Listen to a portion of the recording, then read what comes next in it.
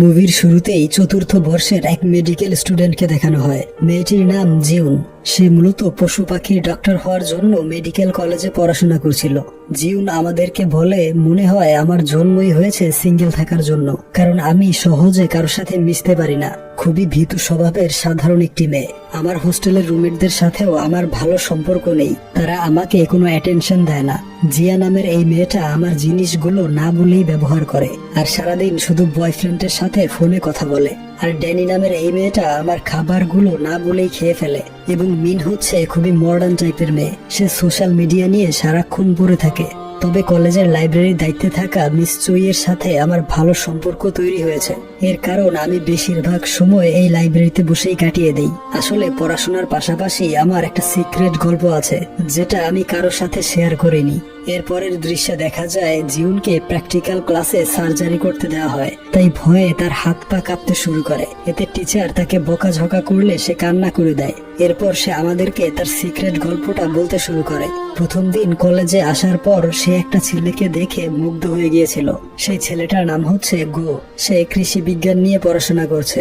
প্রথম দেখাতেই জিউন তাকে পছন্দ করে ফেলে, কারণ গো ছিল খুবই মায়াবী আর পশু পাখি প্রকৃতি এগুলোর প্রতি সে ছিল অনেক বেশি যত্নশীল। কিন্তু জিউন তাকে ভালোবাসার কথা সাহস করে বলতে পারে না, তাই সেদিন থেকেই সে একটা করে লাভ লেটার লিখে যাচ্ছে। কিন্তু এগুলো গোয়ের কাছে পাঠায় না, নিজের কাছেই যত্ন করে রেখে দেয়। লাইব্রেরির জানালা দিয়ে গোয়ের হোস্টেলের রুমটা দেখা যেত। এই কারণেই জিউন ঘন্টার পর ঘন্টা সে লাইব্রেরিতে গিয়ে বসে থাকে আর দূর থেকে অবাক দৃষ্টিতে গোয়ের দিকে তাকিয়ে থাকতো। একদিন জিউন ক্লাসে যাওয়ার সময় কলেজের বাগানে হোঁচট খেয়ে পড়ে যায়। ঠিক তখনই গো এসে তাকে ধরে ফেলে এবং তার হাতে থাকা আপেলে কামড় বসিয়ে দেয়, কারণ সে আপেল খুবই পছন্দ করত। এদিকে জিউন হতবাক হয়ে একদম চুপ করে দাঁড়িয়েছিল, কারণ তার কাছে এটা ছিল স্বপ্নের মতো। তারপর গো সেখানের আপেল গাছে উঠে পড়ে আর বলে 40 বছর আগে এই গাছটা তাইওয়ানের তাইপাই শহর থেকে আনা হয়েছিল, আর এটা এনেছিল এই কলেজের এক মহিলা টিচার। সে তার ভালোবাসার নিদর্শন হিসেবে এই গাছটা লাগিয়েছে। এই জন্য এই গাছটাকে সবাই লাভ ট্রি বলে ডাকে। এরপর সে একটা আপেল পেড়ে নিয়ে আসে আর বলে, আমি দুঃখিত, কারণ তোমার আপেলটা ভুলবশত খেয়ে ফেলেছিলাম। আর ছোট্ট কাগজে কিছু একটা তাকে লিখে দেয়। জিউন বিশ্বাসই করতে পারছিল না পছন্দের মানুষটার সাথে এমন ভাবে তার প্রথম দেখা হয়ে যাবে। এরপর সে লাইব্রেরিতে চলে আসে। সে আসলে ওই চিরকুটের লেখাটা বুঝতে পারছিল না, তাই সে মিস চুইকে সেটা দেখায়। মিস চুই বলে, এখানে তাইওয়ানিজ ভাষায় থ্যাংক ইউ লেখা আছে, অর্থাৎ গো তাইওয়ান থেকে চায়না এসেছে পড়াশোনা করতে।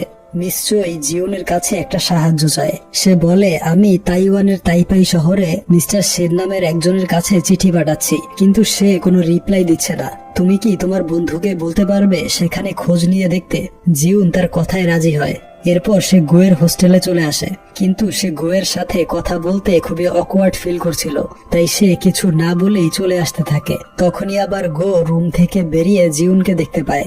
সে জিউনকে রুমে আসতে বলে। এরপর জিউন মিস চুইয়ের কথাটা তাকে জানায়, যা শুনে গো তাকে সাহায্য করতে রাজি হয়।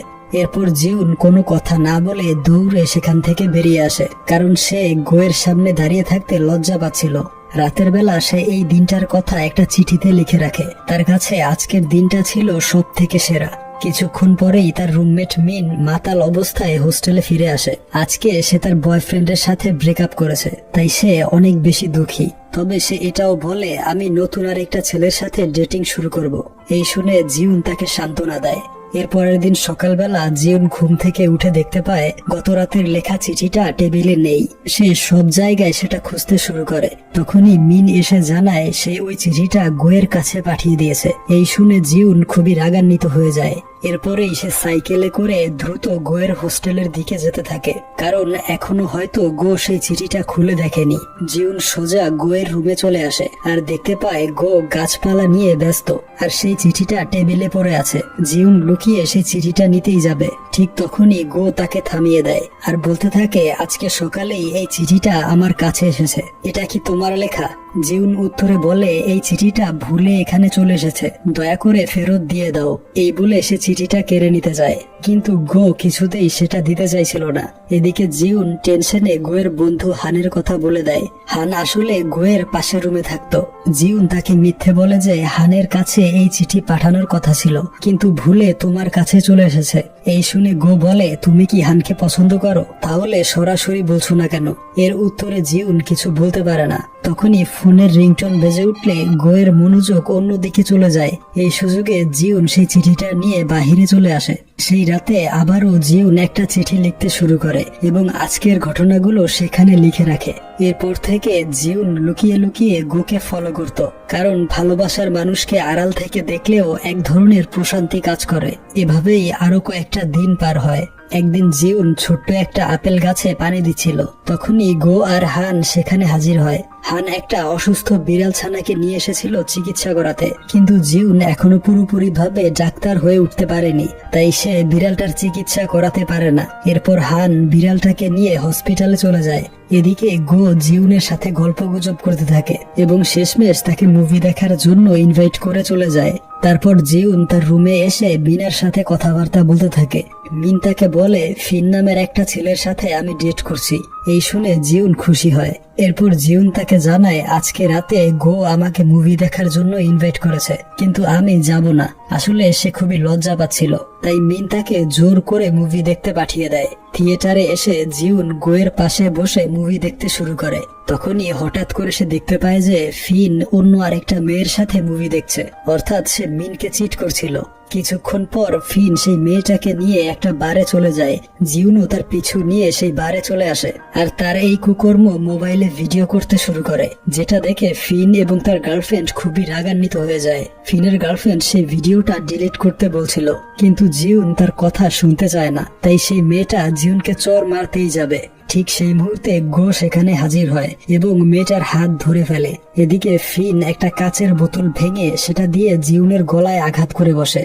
এই দেখে গোয়ের অনেক রাগ হয় এবং সে ফিনকে মারধর করে আহত করে ফেলে। এরপর তারা হোস্টেলে চলে আসে। গো প্রথমেই জিউনের গলায় ব্যান্ডেজ লাগিয়ে দেয়, আর ব্যান্ডেজ লাগানোর সময় সে জিউনের অনেক কাছাকাছি চলে আসে। জিউনের কাছে এই মুহূর্তগুলো স্বপ্নের মতো লাগছিল। এর পরদিন সকালবেলা জিউন তাকে বলে, নিশ্চয়ের শরীর ভালো না, তাকে একটু দেখতে যেতে হবে। তুমি কি তাইওয়ানের সেই অ্যাড্রেস খুঁজে নিয়েছো? গো উত্তরে হ্যাঁ বলে। এরপর তারা দুজন মিস চুইয়ের বাড়িতে চলে আসে। গো মিস চুইকে অনেকগুলো ছবি দেখিয়ে বলে, আপনি এতদিন যে অ্যাড্রেসে চিঠি লিখেছেন সেখানে এখন আর কেউ থাকে না, এর জন্য এই চিঠির কোনো রিপ্লাই আসছিল না। এই কথাবার্তার মধ্যেই লাঞ্চের সময় হয়ে যায়, তাই গো আর জিউন রান্না করতে কিচেনে আসে। এখানে তারা দুজন অনেক গল্প করে। জিউন তার ছোটবেলার কাহিনী শোনায়। আসলে সে অনেক ছোট থাকতেই তার বাবা মায়ের ডিভোর্স হয়ে গিয়েছিল। এরপর থেকে সে অনাথ আশ্রমে বড় হয়েছে, আর সেখানেই রান্না করা, ঘরের কাজ করা, এই সবকিছু শিখেছে। আসলে গো এইরকম মেয়েদেরকেই খুব পছন্দ করে। এরপর তারা সবাই খাবার খেতে বসে, আর তখনই মিস চুই কান্না করে বলতে থাকে, সেন ছিল তার ছোটবেলার বন্ধু। সে তাকে অনেক পছন্দ করত, কিন্তু কখনো তাকে মনের কথা বলতে পারেনি, আর এই কারণে সে এখন পর্যন্ত বিয়ে করেনি। তবে সে জানায় সেন কয়েক বছর আগে তার কাছে একটা গানের সিডি এবং চিঠি পাঠিয়েছিল। সেই চিঠিতে লেখা ছিল, এই গানটা শুনলেই তুমি আমার মনের অজানা কথাগুলো সব বুঝতে পারবে। কিন্তু দুর্ভাগ্যবশত সেই সিডিটা এক টাইফুন ঝড়ে নষ্ট হয়ে গিয়েছিল। সেই ঝড়ের পর থেকে নিশ্চয়ই একের পর এক চিঠি পাঠায় সেনের ঠিকানায়, কিন্তু এখনো পর্যন্ত একটাও উত্তর আসেনি। এই বলে সে প্রচন্ড ইমোশনাল হয়ে যায়। গো তারপর উঠে গিয়ে সেই সিডিটা চেক করে দেখতে পায় সত্যি সেটা কাজ করছে না। এরপর তারা দুজন বিদায় নিয়ে বেরিয়ে পড়ে। বাসে করে যাওয়ার সময় জিউন খুবই মন খারাপ করে বসেছিল, কারণ সে ভাবছিল যে সেন মিসচুইকে চিট করেছে। কিন্তু গো বলে, মিসচুই এখনো সেনকেই ভালোবাসে আর এখনো তার অপেক্ষায় আছে। এভাবে আর বেশি দিন হয়তো সে বাঁচবে না, তাই আমাদের উচিত সেই সিডিটা খুঁজে বের করে মিসচুইকে উপহার দেয়া। জিউন তার এই কথায় প্রথমে রাজি হতে চায় না, তাই গো রাগ করে বাস থেকে নেমে যায়। সেই রাতে জিউন অনেক চিন্তা ভাবনা করে গোকে মেসেজ করেছিল, কিন্তু গো মেসেজ সিন করে না। এর পরদিন সকালবেলা জিউন এসে গোকে বলে, আমি তোমার সাথে মিলে সেই সিডিটা খুঁজতে চাই। এরপর থেকে দুজন মিলে সেই সিডির একটা কপি খুঁজতে শুরু করে। তারা সেই শহরের সবগুলো দোকান ঘুরে ঘুরে খুঁজতে থাকে। সেই সিডিটা অনেক পুরনো দিনের হওয়াতে সহজে পাওয়া যাচ্ছিল না। প্রায় 2 মাস পার হয়ে যায়। আর এই সিডি খোঁজার সময়ে দুজনেই একে অপরের খুব কাছাকাছি চলে আসছিল। তারা এখন খুব ভালো বন্ধু। এরপর অনেক খোঁজাখুঁজির পর সেই সিডিটা তারা পেয়ে যায়, আর সেটা মিস চইকে উপহার হিসেবে দিয়ে দেয়। মিস চই সেই গানটা শুনেই একদম ইমোশনাল হয়ে যায়, কারণ সে এই গানের কথাগুলো শুনে বুঝতে পেরেছে সেন এখন আর জীবিত নেই এবং মৃত্যুর কয়েকদিন আগেই সে ওই সিডিটা পাঠিয়েছিল। সেখান থেকে গো আর জিউন সাইকেলে করে বাড়ি ফিরছিল। জিউন গোকে ধন্যবাদ জানায়, কারণ সে জোর না করলে মিস চুইয়ের শেষ ইচ্ছেটা পূরণ হতো না। গো খুবই দ্রুত গতিতে সাইকেল চালাচ্ছিল, যে কারণে জিউন তাকে শক্ত করে জড়িয়ে ধরে।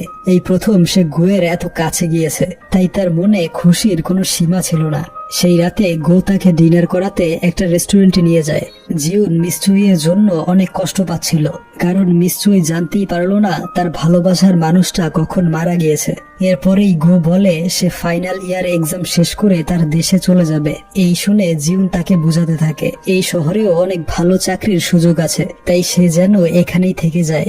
গো তারপর কথা ঘুরিয়ে জিউনের প্রশংসা করতে থাকে। সে বলে সবসময় হাসি খুশি থাকবে, তোমার হাসিটা খুবই কিউট। এই শুনে জিউন একটু লজ্জা পায়।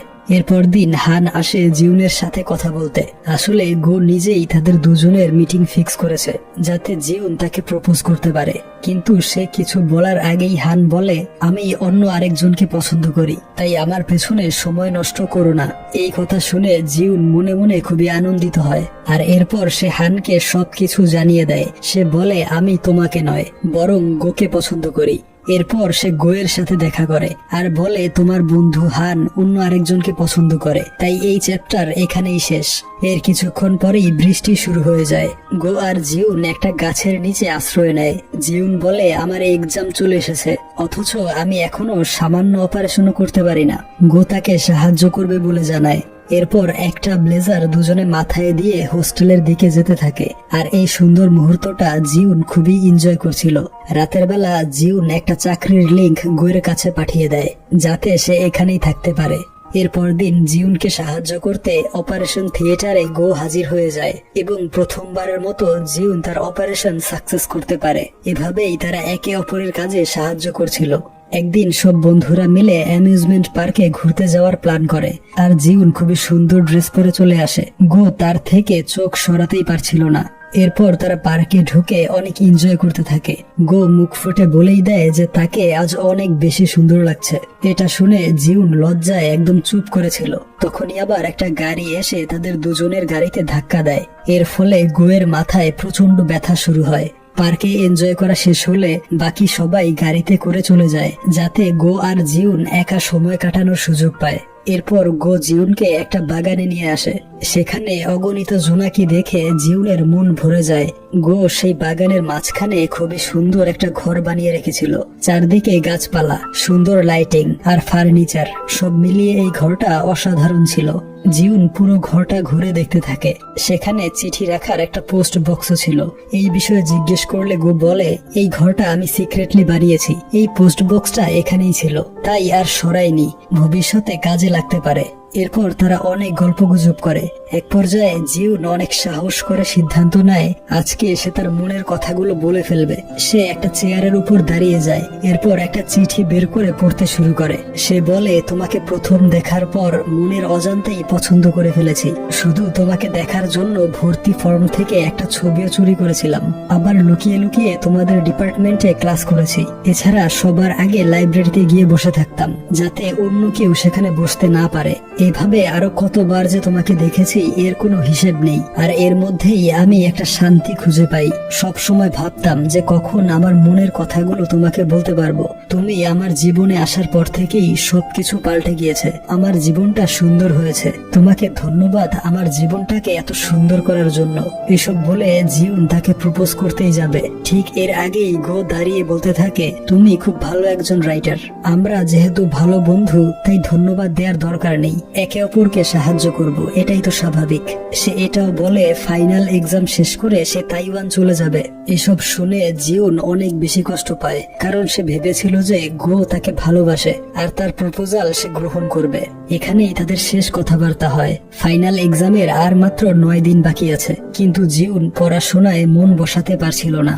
একদিন সে রাস্তা দিয়ে হেঁটে যাওয়ার সময় বৃষ্টি চলে আসে, তাই সে ওই গাছটার নিচে আশ্রয় নেয়। কিন্তু আজকে তার পাশে গো নেই।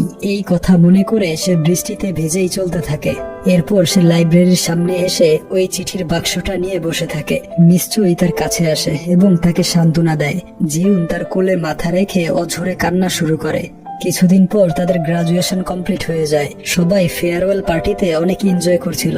আজকের পর যে যার মতো নিজ নিজ লক্ষ্যের দিকে এগিয়ে যাবে। জিউন শেষবারের মতো লাইব্রেরির সেই জানালার সামনে আসে আর অপলক দৃষ্টিতে সেই দিকে তাকিয়ে থাকে, কারণ আজকের পর এই জায়গাটায় সে আর কখনোই আসতে পারবে না। গ্রাজুয়েশন সার্টিফিকেট হাতে পেয়ে সবাই আনন্দ করছিল, একমাত্র জিউনের মনে কোনো আনন্দ ছিল না, কারণ আজকে তার গ্রাজুয়েশন শেষ হওয়ার পাশাপাশি তার ভালোবাসার গল্পটাও শেষ হয়ে গেল। জিউন মন খারাপ করে চলে আসার সময় দেখতে পায় গোয়ের একটা পোস্টার লাগিয়ে রাখা হয়েছে। গো একটা নতুন প্রজেক্ট সাকসেসফুল ভাবে কমপ্লিট করতে পারায় তাকে সম্মান জানানো হয়েছিল, আর গো সেই প্রজেক্টের জন্য জিউনকেও ক্রেডিট দিয়েছিল। এই দেখে জিউন দ্রুত সাইকেল চালিয়ে গোয়ের হোস্টেলে চলে আসে এবং গোকে খুঁজতে থাকে। হান তাকে জানায় গো একটু আগেই তাইওয়ানের উদ্দেশ্যে এয়ারপোর্টে চলে গিয়েছে। সে আরো বলে এখনো ফ্লাইট ছাড়েনি, তুমি চাইলে শেষবারের মতো দেখা করতে পারো। এটা শুনেই জিউন দ্রুত এয়ারপোর্টে চলে আসে আর পেছন থেকে জোরে ডাক দিয়ে গোকে থামিয়ে দেয়। এরপর জিউন চিৎকার করে বলতে থাকে, আমি তোমাকে অনেক বেশি ভালোবাসি। তুমি আমাকে পছন্দ না করলেও আমি সারা জীবন তোমাকেই ভালোবেসে যাব। আর আমি চাইবো যে তোমার জীবনে এমন একটা মেয়ে আসুক যে আমার মতোই তোমাকে ভালোবাসবে। এই কথাগুলো শুনে গোয়ের চোখে পানি চলে আসে, কিন্তু সে কিছু না বলেই তাইওয়ান চলে যায়। এভাবেই 1 বছর পার হয়। এক রাতে জিউন আর তার বান্ধবীরা মিলে গেট টুগেদার করছিল। মিন এখন নতুন একজন ছেলেকে ডেট করছে এবং তাকেই সে সত্যিকারের ভালোবাসে। জিয়া নামের সেই মেয়েটা এখন পুলিশের চাকরি করে, আর ড্যানিও এখন আগের থেকে অনেক পরিবর্তন হয়েছে। জিউনও বর্তমানে তার কর্মজীবন নিয়ে ব্যস্ত। সে অ্যানিমেল ওয়েলফেয়ারের হেড হিসেবে দায়িত্ব পালন করে। সবাই এতদিন পর একসাথে মিলিত হয়ে খুব আনন্দ করছিল। এরপর যে যার বাড়িতে চলে যায়। এদিকে জিউন মন খারাপ করে বাড়ির দিকে ফিরছিল। আসলে তার আপন বলতে এখন আর কেউ নেই, কারণ নিশ্চয়ই কয়েক মাস আগেই মৃত্যুবরণ করেছে। রাস্তা দিয়ে হেঁটে যাওয়ার সময় হঠাৎ করেই তার সামনে একটা জোনাকি চলে আসে, আর এইটা দেখে সেই সিক্রেট ঘরটার কথা মনে পড়ে। এরপর সে গোয়ের তৈরি করা ওই ঘরটায় চলে আসে। সবকিছু প্রায় আগের মতোই আছে, তবে কিছু গাছ অযত্নে নষ্ট হয়ে গিয়েছে। তখনই তার চোখ যায় সেই পোস্ট বক্সের দিকে, আর কৌতূহল বশত সেটা খুলে দেখতে পায় সেখানে একটা চিঠি রাখা আছে। চিঠিটা গোয়ের লেখা। সে দ্রুত সেটা খুলে পড়তে শুরু করে। সেখানে লেখা ছিল, আমি তাইওয়ানের একটা হোটেলে বসে এই চিঠিটা লিখেছি। মিস্টার সেন মৃত্যুর আগে এখানেই ছিল। এই হোটেলের মালিক সেনের বন্ধু। তার সাহায্য নিয়ে সেনের রেখে যাওয়া একটা বক্স মিস চুইয়ের কাছে পৌঁছে দিয়েছিলাম। সেই বক্সের মধ্যে অনেকগুলো চিঠি ছিল, যেগুলো সেন মিস চুইয়ের জন্য লিখে গিয়েছে। তা দেখে আমি খুব জেলাস হয়েছিলাম তোমার প্রতি, কারণ মোবাইল ফোন আর টেক্সট মেসেজিং এর এই যুগে এত ব্যস্ততার মাঝেও তোমরা এত চিঠি কিভাবে লেখো। আসলে তোমাদের ভালোবাসা অনন্তহীন। হয়তো পৃথিবী আরো বদলে যাবে আর তুমিও আরো ব্যস্ত হয়ে পড়বে। খুব জানতে ইচ্ছে হয়, তখনও কি তোমার ভালোবাসার চিহ্নগুলো খুঁজে বেড়াবে, নাকি আমাকে স্বার্থপরের ট্যাগ লাগিয়ে দূরে সরিয়ে রাখবে। ওই দিন তুমি যখন চিৎকার করে তোমার ভালোবাসার কথা বলেছিলে, সেদিন আমার ইচ্ছে করছিল দৌড়ে গিয়ে তোমাকে জড়িয়ে ধরি, কিন্তু জড়িয়ে ধরে তোমার আক্ষেপগুলো দীর্ঘ করতে চাইনি। আমিও তোমাকে সেদিন দেখেই পছন্দ করে ফেলেছিলাম, যেদিন আমাদের প্রথম দেখা হয়েছিল। এরপর থেকে এক পলক দেখার জন্য কত চেষ্টাই না করেছি। এক মুহূর্তের জন্য তোমাকে দেখলেও মুগ্ধ হয়ে যেতাম। আসলে আমাকে দেখার জন্য তুমি আমার ক্লাসে চলে আসতে, আর আমি উল্টো তোমার ক্লাসে গিয়ে বসে থাকতাম। এরপর যেদিন তুমি হোঁচট খেয়ে পড়ে যাচ্ছিলে, সেদিন আর নিজেকে কন্ট্রোল করতে পারলাম না, তোমার সামনে চলে গেলাম। ওই দিন আমি অনেক বেশি নার্ভাস হয়ে গিয়েছিলাম। এরপর সবকিছু ধীরে ধীরে ঠিকভাবেই এগিয়ে যাচ্ছিল, কিন্তু একদিন গো চেক আপ করে জানতে পারে তার ব্রেন টিউমার হয়েছে। ডক্টর বলেছিল তার হাতে আর বেশি সময় নেই। এই শুনে গোয়ের মাথায় আকাশ ভেঙে পড়েছিল। এত সুন্দর একটা জীবন এভাবে শেষ হয়ে যাবে। সে জিউনকে এই দুঃখের খবরটা জানিয়ে কষ্ট দিতে চায়নি। এই কারণেই সে কিছু না বলে তাইওয়ান চলে গিয়েছিল। এরপর জিউন কাপড় দিয়ে ঢাকা কিছু একটা দেখতে পায়। কাপড়টা সরাতেই সে তার একটা ছবি দেখতে পায়। সেটা আর কেউ নয়, বরং গো নিজের হাতেই এঁকেছিল।